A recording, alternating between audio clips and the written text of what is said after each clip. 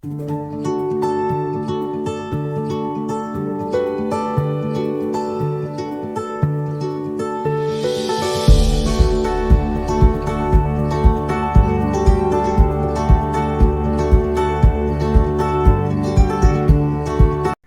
a todos, Parashat Tetzaveh. Tetzaveh significa ordena. Primer tema, el tema del aceite para las luminarias. Segundo tema, el tema de las vestimentas de los sacerdotes. El tema del efod, es decir, el delantal que se colocaban los Cohen. El Hoshe Mishpat, pectoral del juicio, ponía el Cohen Gadol. Y el anterior también, el delantal. El Urín y el Betumín es la escritura con el nombre sagrado que estaba oculto en la parte trasera del pectoral. El Meil, la sotana, que tenía campanas, tenía unos ornamentos especiales. El tzitz, o la vincha de oro, como la diadema que se le colocaba el sacerdote, el Cohen Gadol. El ketonet, la túnica, cinturón, afnet, y el misnefet, turbante. Ahora estamos viendo como noveno tema el proceso de consagración de los sacerdotes y el procedimiento para vestir las ropas sacerdotales, la consagración de Aarón y de sus hijos. Para el tema de la consagración de Aarón, entonces tuvo que haber tevilá,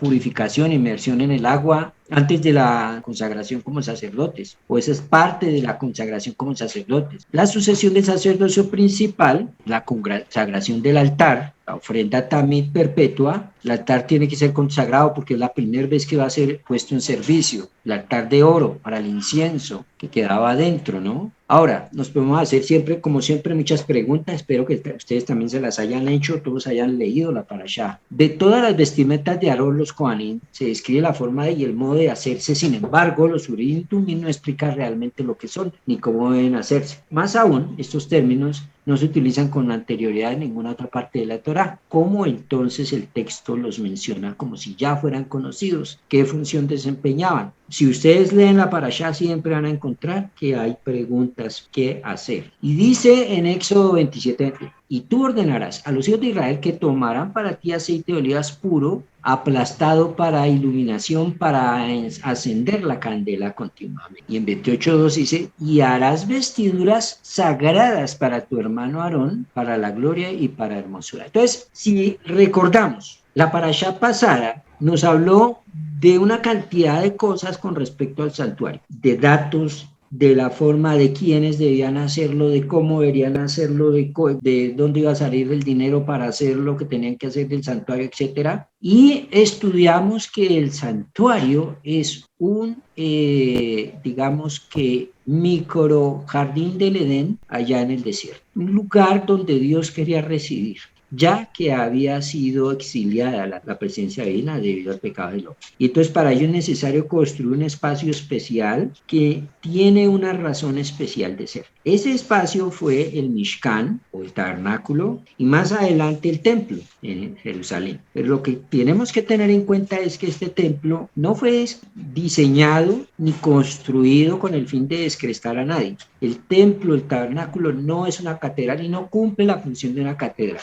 A ver, una catedral o un lugar de estos de adoración en el catolicismo, e incluso las mezquitas, en general las grandes como paralelos de las catedrales en el Islam, etcétera, tienen como fin el llamar la atención del feligrés y mostrar el poder de Dios que ellos dicen creer. Y por eso las catedrales se construyeron con esa majestuosidad, con esas alturas, con esas cantidad de materiales costosísimos, con oro, con plata, con diamantes, con una cantidad de cosas que tenían el propósito de motivar al fiel, al creyente, una sensación de doblegación delante de ese poder que era la iglesia y que es Dios, o el Dios que la iglesia pues dice ser su representante. Y por eso incluso hicieron grandes vitrales. Una época donde un campesino por allá, una persona que no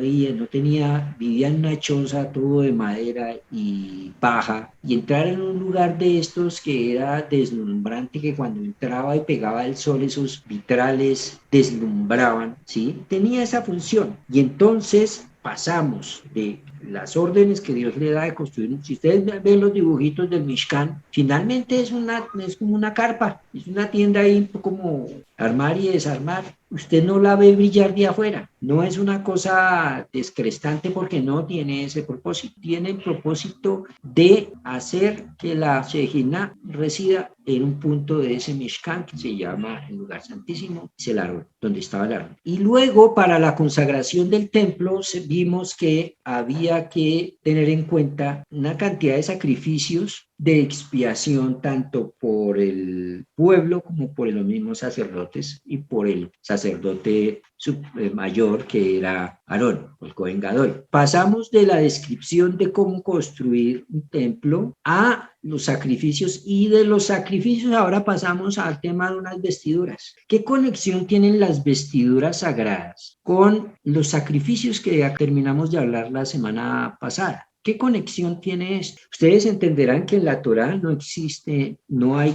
un tema está puesto después del otro porque tiene una relación, no existen temas sueltos y no existen palabras sueltas. Cada palabra es medida en la Torá. Ahí no le muestran la vida de Adán, no sé cuántos años, ni le muestran la juventud de Abraham. O sea, hay detalles que la Torá considera no son relevantes. Pero sí se detienen todos estos detallitos de las florituras, de las campanillas, de todo lo que era para construir el Mishkan. Y vimos que el Mishkan, además, es una representación de Adán y la estructura del Mishkan lo que nos muestra a nosotros es la estructura del hombre, del ideal del hombre y que la parte principal del Mishkan, es decir, de todas son muy importantes, pero la parte como más central, el eje, el corazón de eso es donde está el Aarón y hablábamos que la lucha es por conquistar el corazón del hombre donde se toman las decisiones finalmente en este mundo. Entonces, tengan presente, según lo que estudiamos, vean el video, la parashá pasada, el corazón es el paralelo del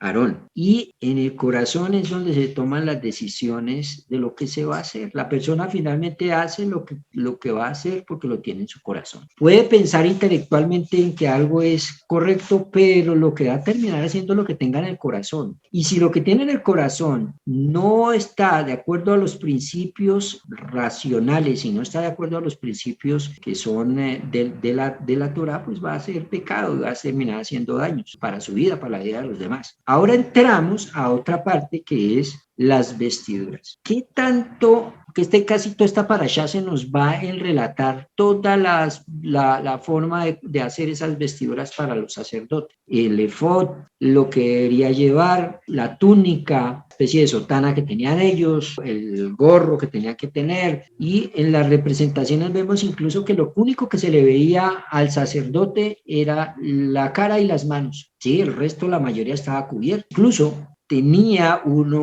que tenía que colocarse unos pantaloncillos que iban más o menos de arriba de la rodilla hasta sus caderas. Y esos pantaloncillos en las representaciones no se ven porque están debajo de todo. Entonces, es lo primero que se deberían poner y luego viene el manto, la cobertura que va después del manto va el cinturón, después se tenían que poner como la sotana o como una especie de talit grande, luego se tenía que colocar peto o algo parecido a un delantal, luego tenían que ponerse el efod, luego venía el turbante y por último el tzitz, que es la placa de oro. ¿Y qué más nos dice la parashá? Estas son las vestiduras que harán: un pectoral, un efod, un manto, una túnica tejida a cuadros, una tiara, un cinturón, y harán vestiduras sagradas para tu hermano Aarón y para sus hijos a fin de que me sirvan como sacerdote. Una vista de lo que eran las prendas del sacerdote, pero estas que están acá difieren. Hay una versión más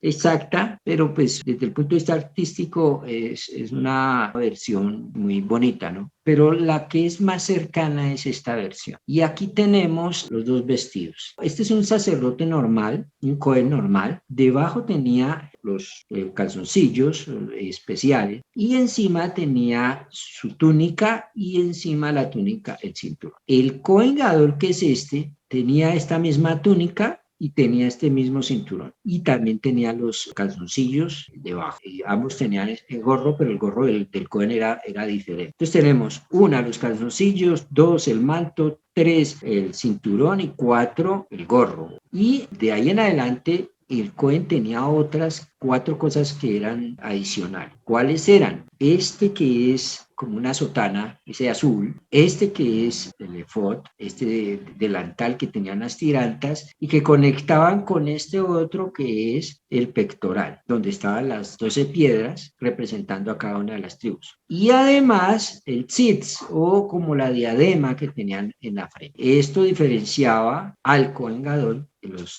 demás Cohen. En su sotana tenía campanillas de oro y unas granadas. Y estas campanillas tenían la función de sonar cuando se moviera el sacerdote. Por ejemplo, en Yom Kippur, el sacerdote entraba, no estaba bien él o alguna cosa no había puesto bien delante de Dios, ¿no? Yo entraba impuro, podía morir. Entonces, al no sonar las campanillas, lo tenían que jalar y sacar de ahí arrastrado. Normalmente, incluso no morían directamente ahí, morían afuera o en el año que correspondía a esa entrada. En esos meses podía morir. No era exactamente que muriera ahí donde estaba el arca. Y la pregunta que nosotros nos tendríamos que hacer es, bueno, ¿y entonces qué función tenían estos vestidos? Al igual que el templo, el objetivo del templo no era ser una catedral, no era descrestar, no era llamar la atención por las cosas que tenía, lo bonito que era, sino que tenía la función de crear un espacio para la presencia de Dios. Los atuendos de los sacerdotes no eran hechos, no estaban diseñados para descrestar a nadie. Hubiera sido así, entonces hubieran llamado al mejor arquitecto del mundo para que diseñara el templo, un templo majestuoso. La Torá hubiera sido entregada en el monte Everest. El templo hubiera sido una cosa pero descrestante, de cristal, de oro, de todo. Una cosa, hemos dicho, una multimillonada de dólares hubiera valido. Y las ropas, pues se hubieran llamado a Nanzahar, hubieran llamado a Norberto para que hubiera peinado a los sacerdotes, hubieran llamado a Carolina Herrera para que hubiera hecho los perfumes del saumerio y todo eso. Como no era para eso, no es para descrestar a nadie. Entonces usted ve las fotos, por ejemplo, del Instituto del Templo en Jerusalén, que ya tienen los trajes de los sacerdotes listos y tienen, y un traje de un sacerdote es una bata blanca, no, eso no es que valga mucho, eso no es nada del otro mundo. Y ustedes la ropa del sacerdote, del Cohen Gadol, no es que sea una cosa del otro mundo, seguramente un tejido muy fino, etcétera, pero en esencia no es lo que uno esperaría. El gorro que se pone el Papa, que visto de lado, es un pescado. Así era el sumo pontífice dentro del paganismo romano, que era la adoración a uno de los dioses, era el pez. Pero bueno, volviendo al tema. Entonces, la vestimenta de los sacerdotes era placentera a los ojos de Dios. Eso era lo importante. Entonces, ¿por qué la Torá enlistó las instrucciones sobre la ofrenda de sacrificios de forma adyacente a las instrucciones relativas a las vestimentas de los sacerdotes? La pregunta que nos podríamos hacer. Para una cosa, para enseñarnos que tal como los sacrificios son ofrecidos para expiar por los pecados, asimismo las vestimentas de los Kohanim también expían por los pecados de estos representantes. Y esto, como sigue, el pantalón, que lo tenemos acá. Aquí el pantalón o los calzoncillos no se ven, los utilizaban ambos. Pero comencemos con el pantalón, comencemos. El pantalón expía por los pecados resultantes del libertinaje sexual. La túnica, que tienen los sacerdotes, expía por el pecado del derramamiento de sangre humana, como está escrito en Bereshit 37:31, y tomaron a la túnica de Yosef y les degollaron un chivo joven hijo de cabríos y sumergieron a la túnica en la sangre. Y del pantalón se nos habla que expían por los pecados resultantes del libertinaje sexual. ¿Y dónde está eso? Éxodo 28:42. Y harás para ellos pantalones de lino para cubrir la carne de su desnudez. Es decir, Ahí en otras versiones dice para cubrir de los muslos hasta la cadera. ¿Qué es esa zona? La zona de los órganos sexuales. Desde las caderas hasta los muslos serán. ¿Qué otro elemento tenemos? El turbante. El turbante expía por el pecado de la arrogancia. ¿Por qué sabemos esto? Rabí Hanina dijo, algo que es vestido en lo alto, la parte superior de la cabeza es el punto más alto del ser humano erecto, expía por el pecado de detenerse a uno mismo en alto. El cinturón limpia el corazón de los pensamientos impuros. ¿De dónde sale esto? Sabemos esto de su ubicación. El cinturón estaba enrollado en torno al cuerpo del Cohen, justo por debajo de sus brazos. En la sección media, es decir, que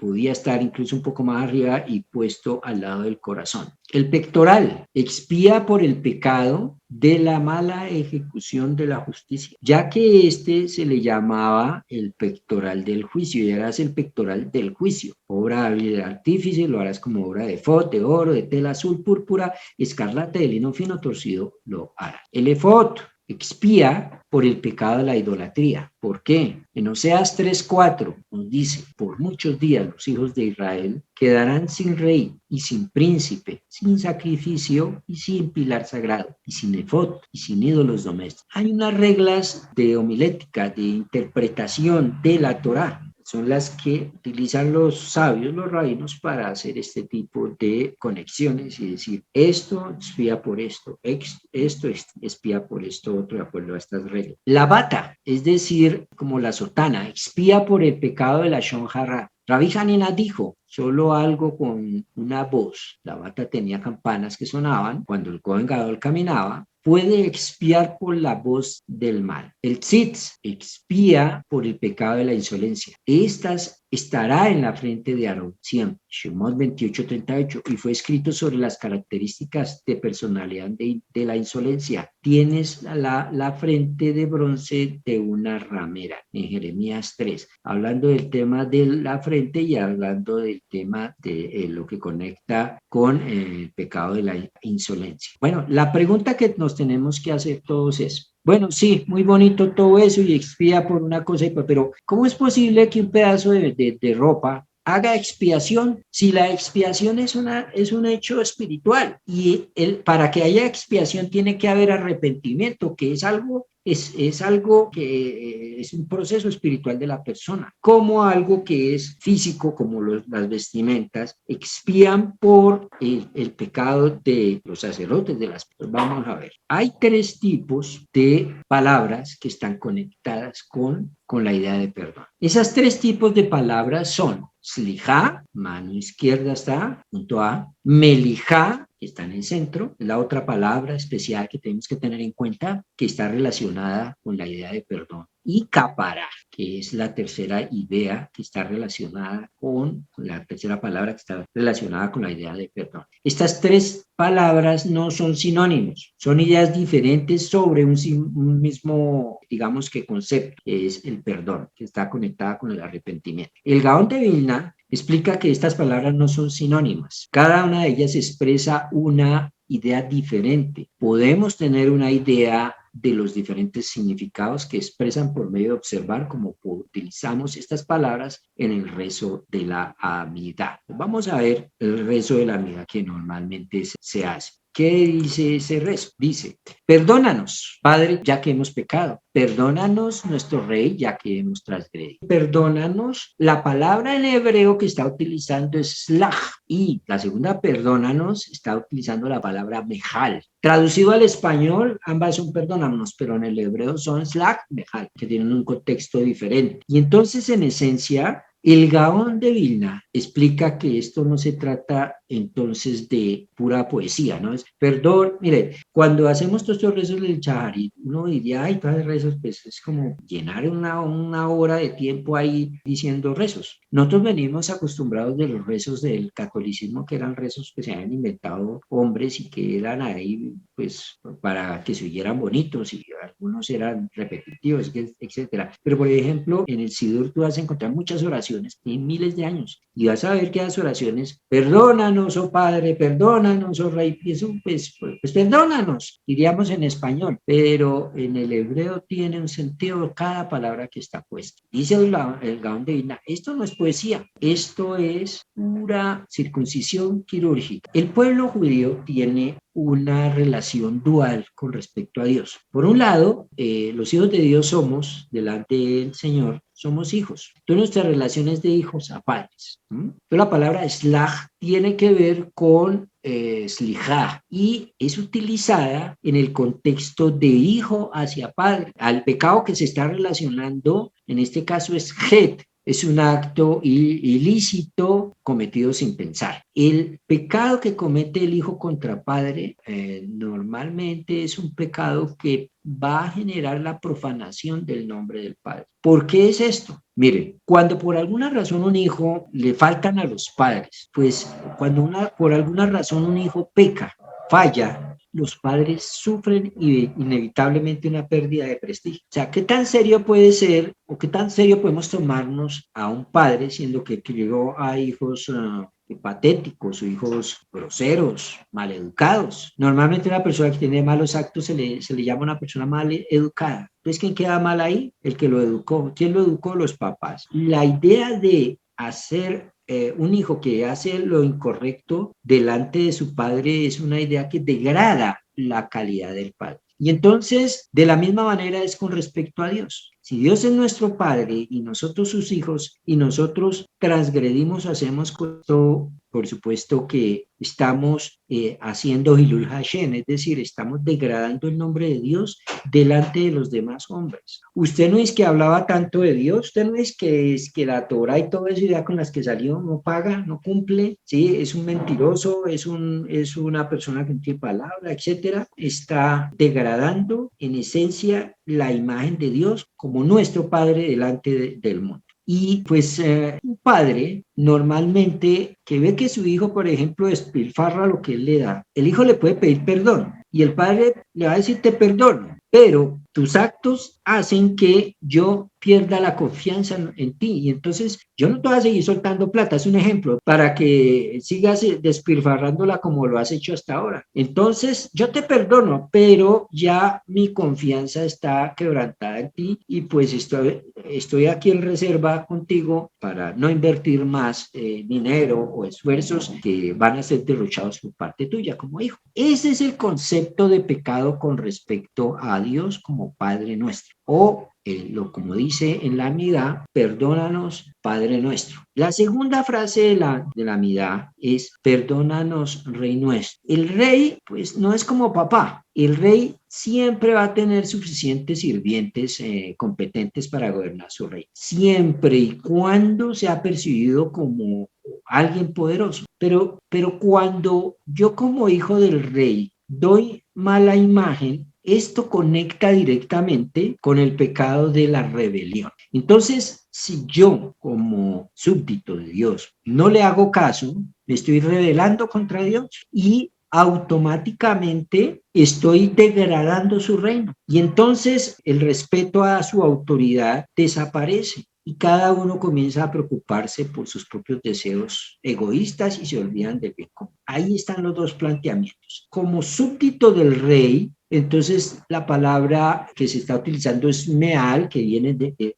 melijá, que es perdóname, ya que tú eres mi rey, y el pecado al que se está refiriendo este acto es el pecado de Peshá, que es un acto de rebeldía en contra de la autoridad. Aquí hay un tema y es que las dos posturas son como hijo del rey y como hijo de padre, en general, así el hijo se arrepienta, hay de todas maneras una degradación, hay una pérdida del estatus del hijo o del súbdito en este caso, y el rey puede perdonar y continuar otorgándole al hijo los beneficios de la ciudadanía a pesar de su rechazo a la autoridad, pero ya entra en un estado que ha sido rebelde. ¿Cuándo entramos en el estado ideal? Pues veíamos las tres palabras básicas que tenemos, Melijá, Shlijá y Kapara. Ya vimos que Melijá está relacionado como padre, Shlijá, perdóname como súbdito,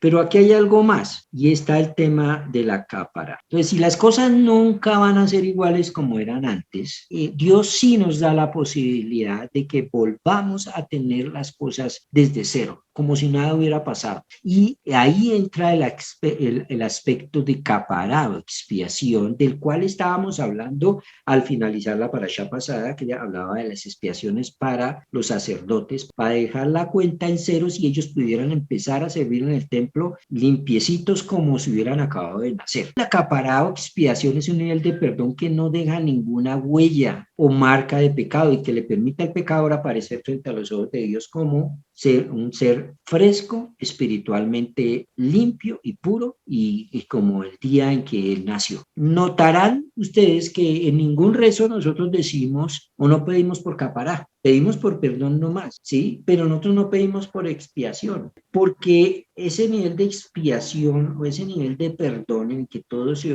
borra y todo se olvida, solo puede ser alcanzado en Yom Kippur. Fíjense que Yom Kippur es nombrado en esta parashá. Ahora, de acuerdo a nuestros sabios, las ropas que tenían los Kohanim no solo podían traer perdón, sino que traen cápara. Pero también nos enreda más porque, bueno, igual, ¿cómo es que unas ropas van a traer expiación? Y esto lo vamos a tener que empezar a explicar comenzando desde Génesis. ¿Por qué es de Génesis? Vamos a ver. En Bereshit, el capítulo 3, versículo 7, cuando Adán y Eva pecan, entonces fueron abiertos los ojos de ambos y conocieron que estaban desnudos y cosieron hojas de higuera y se hicieron delantal. Pero ¿cómo así? ¿Era que los ojos de ambos estaban cerrados? ¿Qué fue lo que entonces quiere decir que abrieron los ojos? Es que ahora son más inteligentes ya que pecaron. Entonces, Maimónides nos explica este punto diciendo que lo que sucedió ahí fue un incremento en las emociones y un detrimento en el intelecto de la persona. Y a eso se refiere que fueron abiertos los ojos de ambos y conocieron que estaban desnudos y cosieron hojas de higuera y se hicieron delantales. Básicamente, lo que sucede es que cuando ellos pecan, entran en un estado nuevo en el que descubren algo que no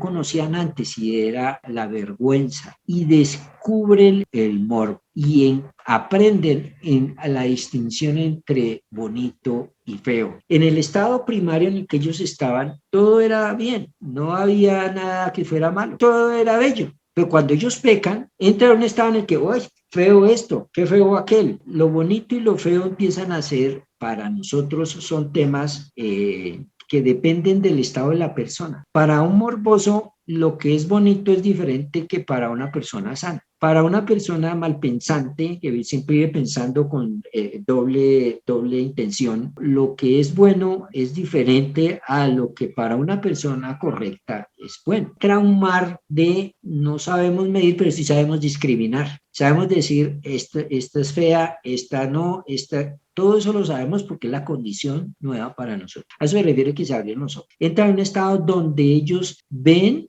y sienten vergüenza de su condición actual. ¿Y qué fue lo que pasó ahí entonces? Que Dios confeccionó para Adán y su esposa vestimentas de pieles y los vistió. Es decir, que el tema del vestuario es importantísimo. O sea, en su parte básica la gente no se viste porque tiene frío o porque tiene calor. Usted verá que en lugares donde hace hartísimo calor, la gente se pone ropa. La gente se viste porque el vestirse es una condición de tapar desnudez, tapar, de cubrir. ¿Y de cubrir qué? De cubrir tiene varios sentidos de entender. De cubrir lo que a mí me da pena que los demás vean, que es la esencia de lo que yo puedo llegar a ser. De cubrir el cuerpo, de aparentar también, ¿no? Porque el vestuario trae apariencia. Y entonces, se abrieron sus ojos, nos está hablando de que lo que sucede es que el hombre en el estado inicial percibía intelectualmente que cierta acción era necesaria para su supervivencia y o era moralmente correcta. Entonces, ese percibir intelectualmente estaba conectado directamente con las emociones y por lo tanto generaba el deseo emocional necesario para realizar lo que tenía que hacer. Percibía, por ejemplo, que había que ayudar al otro Y entonces esa percepción es intelectual, pero esa percepción intelectual ordena al sentimiento que da el deseo emocional necesario para realizar el acto de dar al necesitado o a lo que es el ejemplo básico. Entonces, Adán inicialmente funcionaba así. Él no funcionaba por lo que él sentía, él funcionaba por lo que él percibía intelectualmente basado en los principios morales que tenía. Y por lo tanto actuaba de acuerdo a la emoción que le producía ese percibir intelectual. Ahora, cuando el hombre peca y cuando él percibía que cierta acción era moralmente incorrecta o contraproducente, la percepción intelectual era suficiente para generar un sentimiento de repulsión hacia ella. Es decir, no hago eso porque sé que eso es malo. Y entonces ese sé que eso es malo es un entendimiento racional que me dice no hagas esto porque es malo y entonces mi emoción me trae un rechazo hacia ese acto y no lo hago. Pero cuando el hombre peca, el control sobre el comportamiento humano se traslada de la parte intelectual, es trasladado a las emociones. Y entonces los órganos sexuales se diferencian del resto de la anatomía humana y su exposición se vuelve, de hecho, vergonzosa. Fíjense bien, entonces ya el hombre en la condición en que estamos no funciona según los principios morales y éticos que están dentro de mi intelecto, sino que funcionan sobre todo por los deseos de sus órganos. Y ahí está el dicho popular. La gente se piensa más con sus órganos sexuales que con su intelecto. Como piensan más con sus órganos sexuales que con su intelecto, se van detrás de su deseo material, de su deseo sexual o de su deseo de diferente índole, aún si su intelecto le dice, no, pues eso no está bien. El hombre que sabe que meterse con esa mujer le va a traer problemas, intelectualmente lo sabe, pero su deseo sexual lo hace aún así, seguir detrás de ese camino. Entonces ya el hombre, después del pecado de Adán, funciona o la parte que toma el poder en el hombre son las emociones y no los principios. Las grandes decisiones de nuestra vida muchas veces las tomamos basados en emociones y no basados en principios. La persona con la que nos hemos de vivir, de tener hijos, etcétera.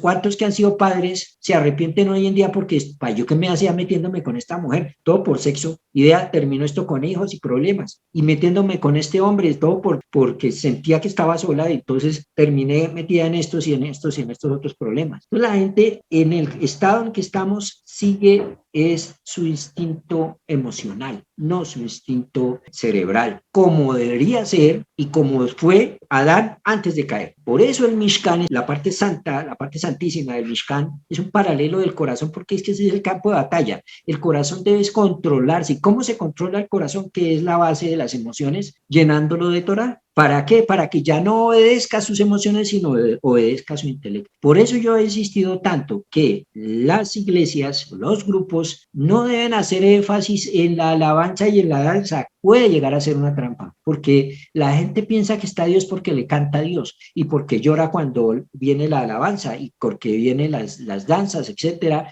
y cree falsamente que ese sentimiento es acercarse a Dios. Acercarse a Dios tiene otro mecanismo diferente y es el de vivir una vida acorde a los mandamientos de Dios. Y esos mandamientos están en la Torah. Por lo tanto, si una persona quiere salirse del planteamiento de seguir su vida basada en las emociones, de esa realidad que tocó vivir como hombres de pecado, y reconstruir el Adán inicial guardando Torah. Y la Torah tiene una cantidad de mandamientos que son de hacer. La mayoría. ¿Por qué? Porque sí es cierto que el control lo perdió el intelecto, la parte cerebral, perdió el control. Y ahora la que manda son las emociones en la gran mayoría de nuestros actos. Pero la parte intelectual no perdió el control del acto. Entonces, tú te paras delante de una vitrina. Tu parte racional te dice, bonito ese vestido, no me lo puedo comprar porque tengo que pagar el agua, la luz, tengo que pagar la tarjeta, tengo que pagar esto, no me alcanza. Pero tu parte emocional te dice, ay, cómpralo, cómpralo, cómpralo, yo lo deseo, yo lo deseo. Y como ella es la que está mandando por encima de la lógica que te dice no te metas en esa deuda, te terminas metiendo en esa deuda, entonces el intelecto da la orden a sus manos para que pase la tarjeta y terminas metido en esa deuda más por emociones que por principio.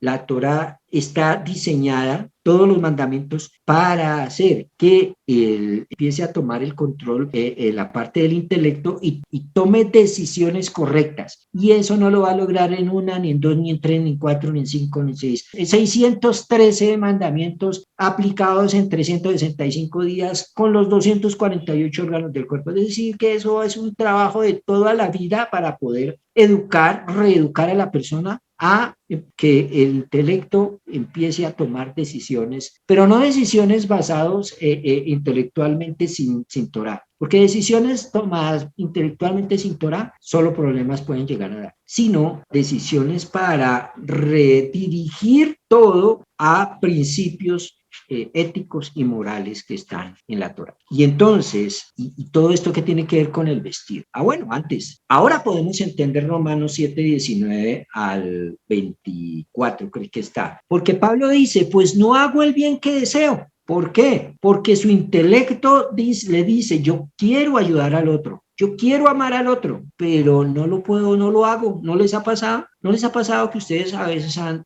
dicho, hombre, si esto es bueno para mí, ¿por qué me cuesta tanto trabajo hacerlo? Precisamente por lo que acabamos de hablar. Entonces no hago el bien que deseo, sino que el mal que no quiero, eso es lo que hago, ¿sí? El bien que deseo, en el caso de cuando uno se para delante de una vitrina, no me debo meter más deudas porque no tengo la capacidad de endeudamiento para esto. O sea, así tenga el cupo, no puedo hacerlo, pero termino comprando chucherías que no necesitaba, ¿sí? ¿No les ha pasado? El vendedor que le viene a vender la aspiradora de 5 millones de pesos que mata caros, que hace una cantidad de cosas, usted no tiene la plata para meterse una aspiradora de 5 millones, pero el vendedor le vendió la idea ¿a quién le vendió la idea? ¿A su intelecto o se la vendió a su emoción? Se la vende a la emoción. Y entonces la emoción dice, sí, yo quiero.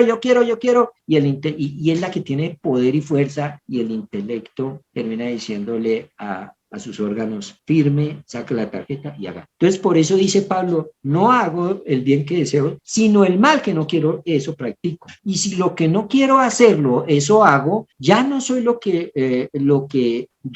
ya no soy yo el que lo hace, sino el pecado que habita en mí. ¿Por qué el pecado? Porque a través del pecado fue que me cambió la ecuación. Así que queriendo yo hacer el bien, hallo la ley de que el mal está presente en mí. Porque en el hombre interior me deleito con la ley de Dios, pero veo otra ley en los miembros de mi cuerpo que hace guerra contra la ley de mi mente y me hace prisionero de la ley del pecado que está en mis miembros. Más claro, no canta un gallo. ¿Entienden? Por eso si uno tiene elementos de Torah puede entender bien lo que le quería decir Pablo. Miserable de mí, ¿quién me liberará de este cuerpo de muerte? Ojo, porque a Pablo también le pasaba el tema. Pablo también tenía esa lucha. Y esa lucha no es solamente cuando vamos a ir a comprar algo. Esa lucha es en todos los campos. Cuando el control sobre el comportamiento humano se traslada de la mente a las emociones, entonces los órganos sexuales se diferencian del resto de la anatomía humana y su exposición se vuelve, de hecho, vergonzosa. Y se evidencia esta lucha interna que nosotros llevamos. En su corazón o en el corazón del hombre siempre está el deseo de triunfar. Y aquí vamos a dar un ejemplo. Imagina un inmigrante judío que llega a América convencido de que su negocio solo tendrá éxito si él abandona su observancia de Shabbat. En su mente, él sabe que observar Shabbat es lo correcto de hacer y que la ley, la Torah, exige que él observe las leyes de Shabbat, incluso si la consecuencia de esto es la bancarrota o el fracaso. Y él quiere en su corazón desesperadamente triunfar en el nuevo mundo, en América, y escapar finalmente de la despreciable pobreza de la cual había huido de Europa. Él no puede controlar su deseo de tener éxito y de volverse independiente financieramente, ni tampoco puede eludir su constatación de que lograr el éxito depende de dejar de observar el Shabbat. Y es lo que a muchos les podrá o nos podrá haber pasado. Si yo he orado tanto para tener trabajo y resulta que preciso me llaman y me toca ir a recoger el dinero para empezar el trabajo preciso en Shabbat. Y muchos dirán, no, pero es que si yo no abro mi negocio en Shabbat, entonces me quiebro. Pero tú sabes que lo que manda la Torah es bueno. y la Torá dice, debes respetar Shabbat. Entonces tú tienes, o el judío que estamos hablando en el ejemplo, tiene tres opciones así. Puede renunciar a su sueño de ser exitoso y guardar Shabbat. Segunda, puede dejar de observar el Shabbat, pero igualmente seguir creyendo que está cometiendo un gran pecado cada vez que va a trabajar en Shabbat. Es decir, está bien, yo voy y recojo la plata, voy y vendo cosas en Shabbat y todo, finalmente busco excusas, es que si yo no trabajo no como, es que mis hijos necesitan para el colegio, es que esto, es que lo otro. Pero en el fondo va a sentir acusación porque sabe que no está haciendo lo correcto. O la tercera opción, y es puede suprimir de su pensamiento la necesidad moral de observar el Shabbat e ir a trabajar con la conciencia tranquila. Es decir, puede venderse la idea de él mismo, sabe que eso yo ya no creo en eso y se quita el problema de sí. De un tiempo para acá, la psicología se ha adaptado también mucho a las modas. Uno de los planteamientos es, entonces borremos la conciencia moral que le dice que eso está mal y vendámosle la idea que eso no está mal, eso está bien, que él es así y que él lo que está haciendo es que está encontrando su esencia. Y si tú le vendes eso, es como decirle al ladrón, mire, robar no está mal. Usted finalmente lo hizo por hambre que tenía. Usted le robó al que tenía plata. Usted lo que hizo fue defender los intereses de su casa. Luego entonces iban a aguantar hambre esta noche. Y usted se va a fregar la vida todo el tiempo cuidándole el negocio a este otro que se está enriqueciendo. Hay maneras de venderle a la persona la idea de que él no está mal y ya borrarle eso que lo perseguía y lo acusaba y revertirlo y decirle, no, eso no está mal, tú no estás haciendo el mal, tú lo que estás haciendo es lo correcto y lo que pasa es que los que están mal son los otros que te hacen ver que estás mal, etcétera. Eso es un engaño, ¿no? Finalmente lo que uno tiene que hacer es ser honesto, hacer lo que la Torá me dice que tengo que hacer, seguir el camino que la Torá me dice que tengo que seguir. Entonces, la historia del pecado de Adán nos enseña que protegernos del exterior no es la principal razón para usar vestimenta. La vestimenta me cubre, la vestimenta me tapa. Y desde ahí al principio de capará, porque es que capará también traduce cubrir, tapar. Las vestimentas fueron inventadas principalmente para ocultar el hecho de que nosotros somos en realidad gobernados por nuestras pasiones. Ellas están diseñadas para dar la impresión de que nosotros no hemos cambiado, sino que todavía seguimos dictámenes de nuestra razón. Y nosotros creemos aún que podemos controlar nuestra vida, que estamos controlados por nuestra razón, pero realmente eso no es verdad. La práctica, lo que nos está gobernando siempre son las emociones, nuestras pasiones. Las vestimentas, al servir como una capa aislante entre nosotros y el mundo exterior, nos permiten proteger la imagen que deseamos proyectar a los demás y ser capaces de superar el trauma que sería permitir que otros vean de un vistazo quiénes somos en realidad. Mientras nosotros observemos la Torá, la multitud de mandamientos, prohibiciones que hay en la Torá, están allí precisamente para enseñar a comportarnos como seres racionales controlados enteramente por el poder de la razón. Y entonces aquí lo que tenemos pantalla desde hace rato, tú eres mi oveja del rebaño que yo pastoreo,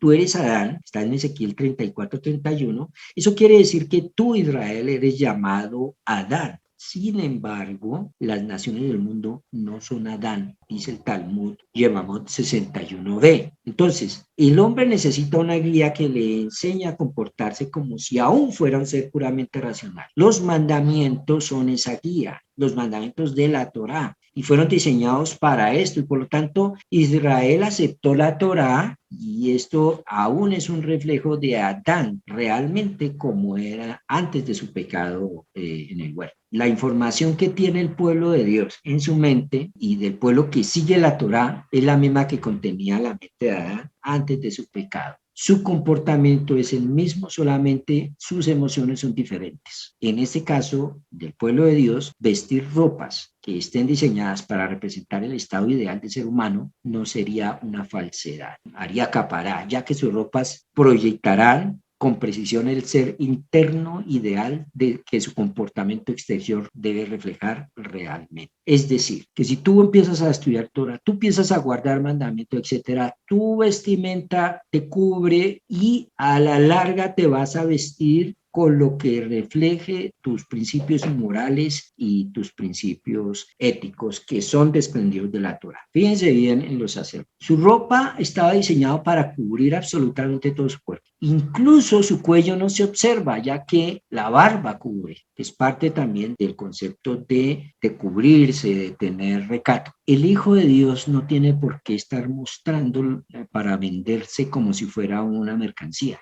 Ustedes notarán que la gente en el mundo se viste para vender algo, así le quede mal. Ponen blusitas exactamente que cubren lo necesario y eso, así el cuerpo que tienen no les sirva para esa moda, pero tal es mostrar algo. El recato que te da la Torá te dice que tú no eres cuerpo, que eso es parte de lo sagrado y que no está para mostrar al exterior. Por eso ellos incluso no podían subir al altar por unas escaleras que tuvieran que dar pasos bruscos, sino por una rampa. El recato tenía que reflejar el interior moral que tiene cada uno de los hijos de Dios en su forma de vestir. En el mundo que estamos, la lucha es por conquistar el corazón de la persona. En el mundo de Adán, el mundo ideal es el intelecto. A ese nivel debemos llegar. Ese es el nivel de Neshama, nivel más alto del hombre. Y teniendo entonces esto presente, las vestimentas del Kohen Gadol, la túnica, que era la capa más interna junto a la piel, representa las emociones más básicas y primitivas del ser humano. Y la túnica es una capará para estos agresivos impulsos de los niveles más básicos del ser humano. Yo sé que mis asuntos no son más importantes que los del resto de las personas. En mi corazón, yo estoy listo para matar a cualquiera que se interponga entre yo y mis intentos por satisfacer mis deseos. Eso es lo que pasa con la mayoría de la gente. Túnica es una cubierta para estos agresivos impulsos. Fíjense que el mandamiento principal de la Torah es amarás a tu prójimo. Amarás, está dando una orden intelectual a la emoción. Los pantalones que vemos ahí, que no vemos, perdón. En mi mente yo me doy cuenta que el propósito del impulso sexual es poblar el mundo y ayudar a consolidar la relación entre el hombre y la mujer con el poderoso lazo del amor romántico. En mi corazón quiero inmiscuirme en sexo tan solo para satisfacer mi lujuria. Los pantalones son la cápara para los impulsos sexuales, ya que el comportamiento en esta área de quien los viste está gobernado por las leyes de la Torá. El turbante que tenían en su cabeza, yo puedo pensar, en mi mente entiendo que mi importancia en el gran esquema de las cosas no puede estar por sobre la de otros seres humanos. Después de todo, todos somos creaciones de Dios, pero en mi corazón siento que yo soy el centro del universo. El turbante sirve de capará para estos sentimientos de altivez. La agitación y confusión internas que me llevan por el mal camino provienen de mi incapacidad de distinguir entre los pensamientos que son generados por los deseos de mi corazón y aquellos que son productos puramente de mi razón. El cinturón que viste el Cohen representa la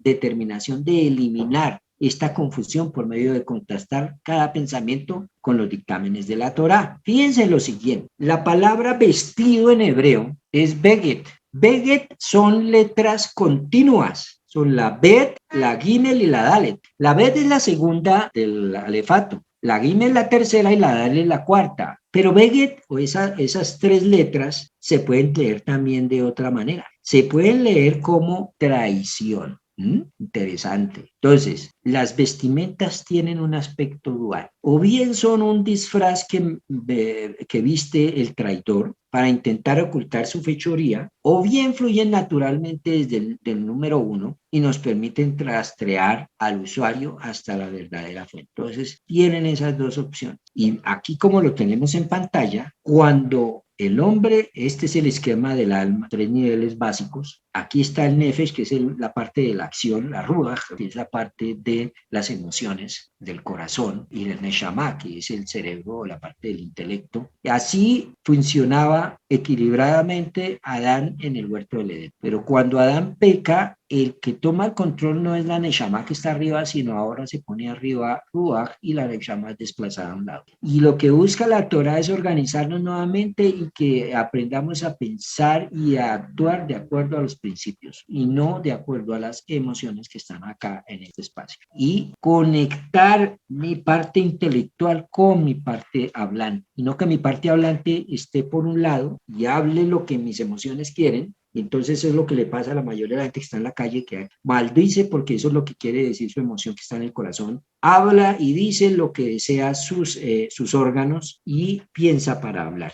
La persona que está en control, la persona realmente que está siguiendo lo que Dios manda, tiene el control de su hablar y no en las emociones, sino en la mente. Ese es el plan para restauración. Bien, preguntas.